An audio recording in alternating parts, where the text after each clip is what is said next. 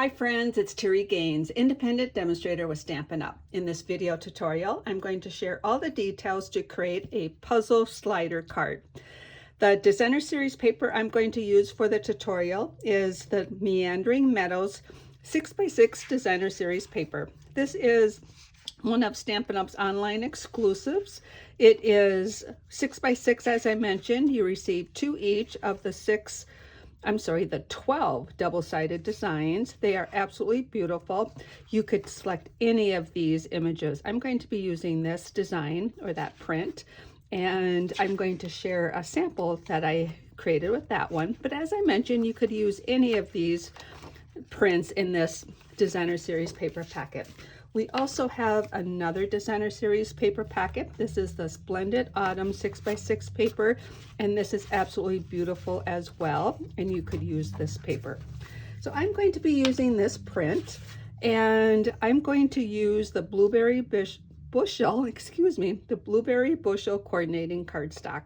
So I have all the measurements listed here. I also have a free PDF that you can download from my blog that will have the measurements, some brief written instructions, photos, along with the graphics that will help you cut the puzzle pieces for the card. So let's start with the card base. I already have the card base cut at 11 by 4 1/4. It is scored in 4 locations. So let me grab my Simply Scoring tool. That's my preferred method of scoring, is to use the Simply Scoring tool.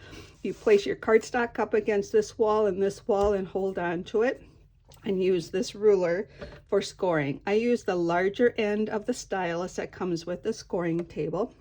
And I'm going to score this at 1 3/8, at 2 3/4, at 8 1/4, and at 9 5/8. So I've got those 4 scored there. And these are going to be folded to be a mountain, valley, valley, mountain. So it's going to be folded like this. I am going to bring in my bone folder and burnish these crease lines to get those burnished. And so they will fold easier in those locations. So it's going to be like this. So we have that. Now we have cardstock puzzle layers. On my graphics, I also have the measurements here. There are 2 that are 2 1/8 by 2 1/8, and there are 2 that are 3 3/8 by 2 1/8. I already have those cut. So I did that ahead of time. So we have 2 rectangles and 2 squares.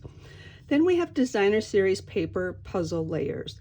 Now I am going to start out with a 5 by 3/8 and a 4 by 1/8. And that's going to take out 1/8 of an inch from the center of this print. So when you have a design like this, you need to decide where do you want to cut this. Sometimes your print, I'm going to bring another one in for an example. If I was using this print, I would want to use my 4 1/8 down in this area. So I would cut that off and then start with my 4 1/8. For this print, I'm going to actually start right here and go down and cut this at 4 1/8. So I'm going to bring in my paper trimmer. I want to reserve the top, so I'm going to rotate it this way. I'm going to place this at 4 1/8. Let's just mark this right here. So I've got my ruler here. I'm pushing it up against the wall. The dark blade is the cutting blade. I'm going to cut that. Now I'm going to reserve this and use this for the inside decorative images. I'm going to set that aside for now. Then I'm going to rotate it this way. Now this is going to be 5 3/8. It's currently 6. So I'm going to take 5/8 of an inch off. Do I want to take it off this side or this side? I think I'm going to take it off this side. This is a lot of repeat.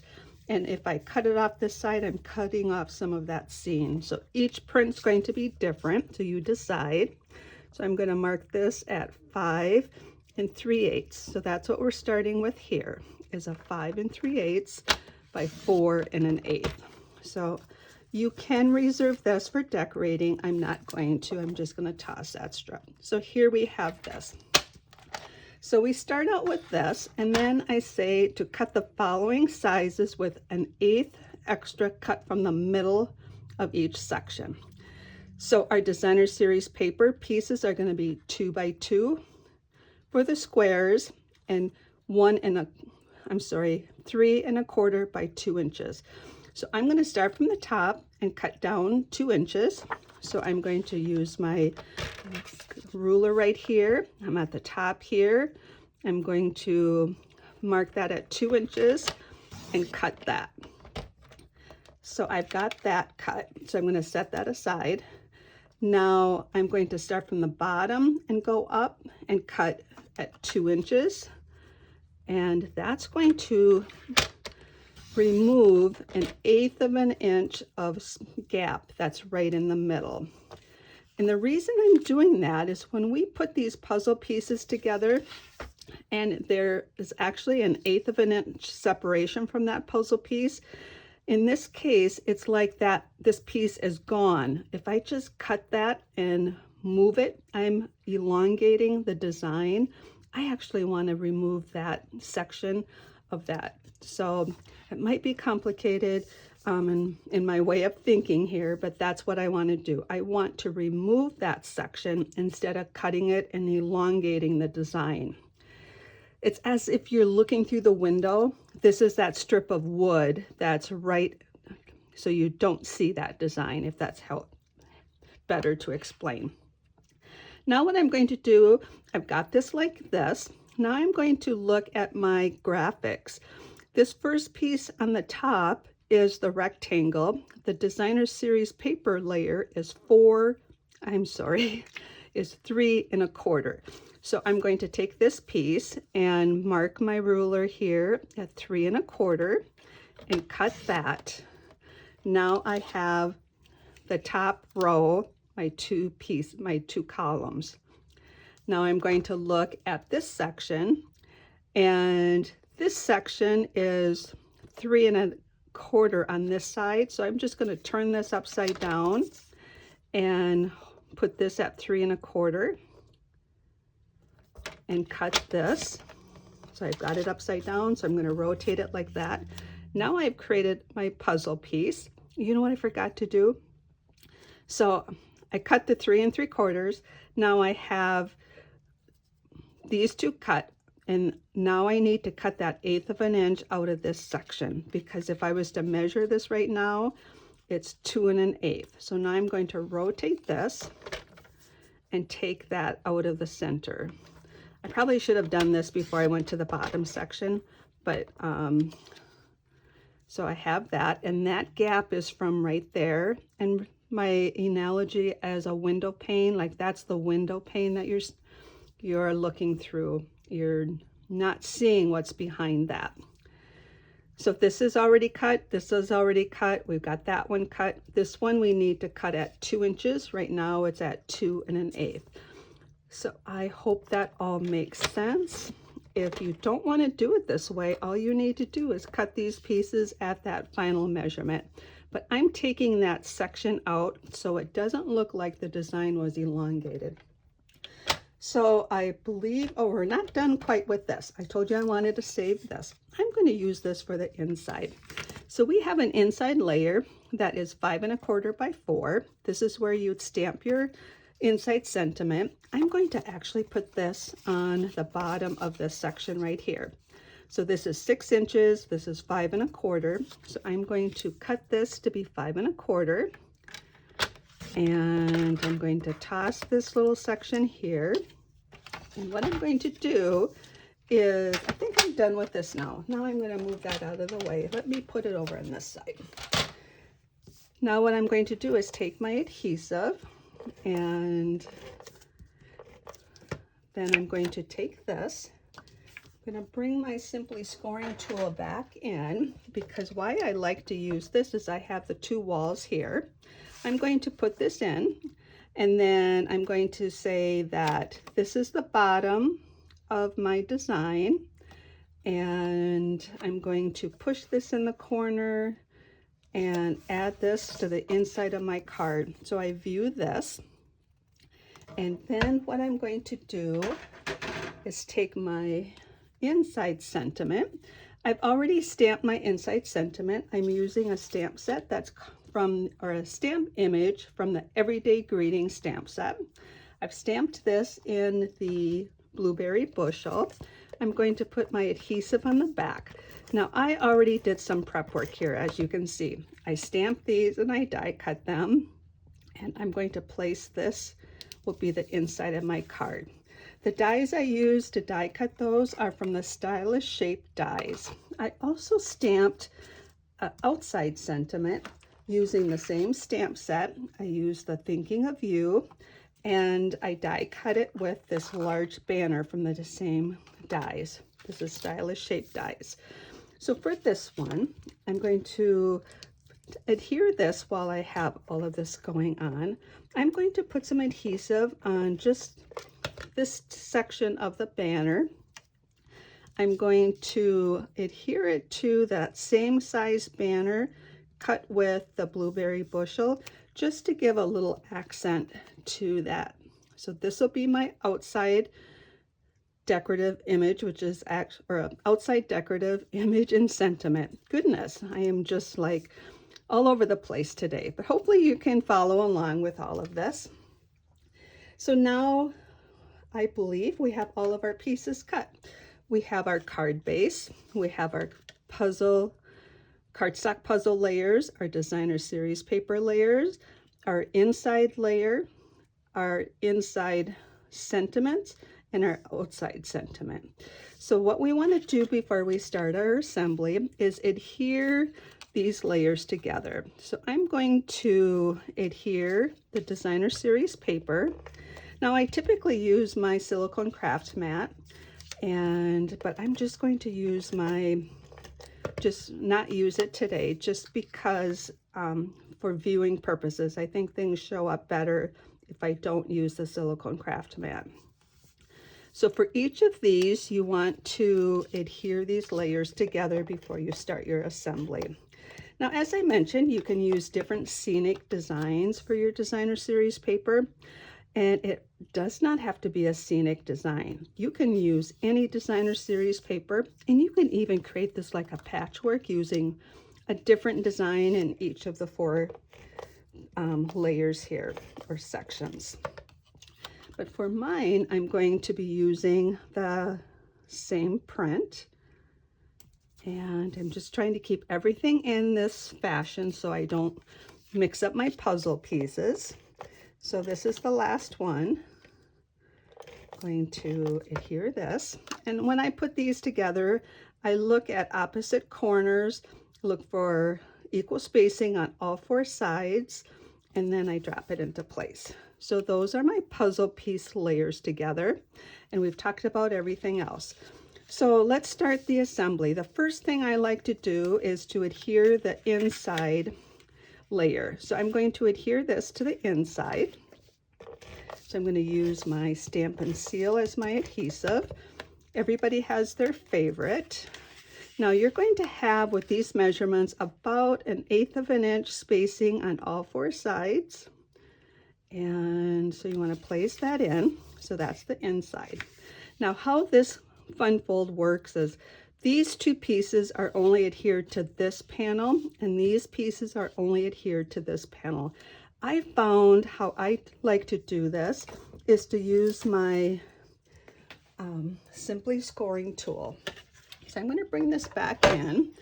I'm going to start with this corner, and I always try to keep this so I don't lose this pattern. I'm going to adhere these pieces first. Start out with this top corner one, and it only gets adhered to this panel. So this is the panel I'm going to put my adhesive on. So I'm going to put my adhesive on both sides of this panel.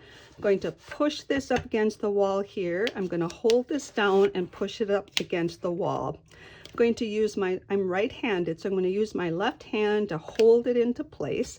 If you let go, it slides back, so you don't want to let go. I'm going to start with this top piece. I'm going to hold it at an angle so it does not touch the adhesive. I'm going to push it up against this wall first, then slide it until it hits the wall over here, and then holding that, drop that into place so it aligns equal there and even here and even here. Now I'm going to adhere this section. Now I'm going to use the edge of this piece I just put on and the wall and let the other two sides fall into place, meaning this end and the bottom. So I'm going to hold that up against the wall, this wall and that wall. I'm going to hold this up so I line it up to that cardstock, push it up against that wall, and then let it fall into place. And it's going to line up here, line up there, and it should be even there. If it's not, you can take it to a paper trimmer and adhere that, or trim that. So now what I'm going to do, so that's attached. Now I'm going to attach this side. So I'm going to put my adhesive on just this panel. Now what I'm going to do is I'm going to rotate this like so. And you know, actually what I'm going to do is I'm going to rotate it like this, because now what I'm going to do is you're going to rotate this the way that it feels the best. Maybe I'm going to rotate it like this, because what I want to do is hold on to it with my left hand, push it against that wall and that wall, push this down. Now I'm going to take this one, attach it to just this panel. I'm going to first line it up against this edge and this wall. One thing I forgot to tell you is I always make this layer the same color as my card base, because if it's not quite even here, it's camouflaged. Nobody's going to see that misalignment. So as I mentioned, I'm going to push it against this wall and this side. I'm going to start with this side, line that up, push it against the wall here, and let's see, I'm going to hold it down like that and adhere that down. Okay, so I've got that one attached. Now we're going to, whoops, I didn't want to do that. We're going to hold this down, and because I'm right-handed, I'm going to turn it this way so I can hold all of this down with my left hand. Now I'm going to line it up against this edge and let those two, this end and this end, fall into place. So I'm going to hold it up so my adhesive doesn't touch. I'm going to get all of this alignment in place, then place it on the adhesive. And then when you have your card closed, you have your puzzle. When you open it, you have your sliding puzzle pieces. So that is how this fun fold works. I'm going to take this out of, simply scoring out of the way. Now we have an outside sentiment, and it could be a decorative image. Now here's what you can do. If you have any imperfections, if you don't have alignment there, you can take this sentiment and attach it to one of the sides, and it's going to camouflage any of your imperfections, and when you open it up, it's like that. Now I'm really happy with how that turned out, so I don't need to camouflage that. Now I'll use my traditional way of placing an outside sentiment. Is I place it wherever I have an area of my project that I'm okay covering it up. This is my favorite part of this print, is these floral pieces. And so I'm going to actually place it right here. Now what I do have the option of is to cut this flush or move it like this. I can have it overlap like that, or you can cut this flush and put it right there. I'm actually going to overlap it a little bit like that. So it's over on this panel, but when you open it up, it's going to be like that. So what I'm going to do is only put my dimensionals on this one panel. Now I'm going to show you another sample that so what I'm going to do, I'm going to put two there and then one right here. So now I'm going to take my backings off.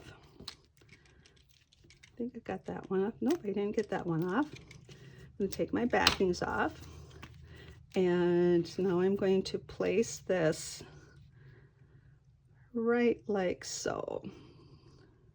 And then the really nice embellishment for these cards are the dragonfly and birds. They're adhesive back, and I just have the birds on this sheet. I don't have the dragonflies. So I'm going to attach a couple of these and just have one over there, and I'll put one flying right here.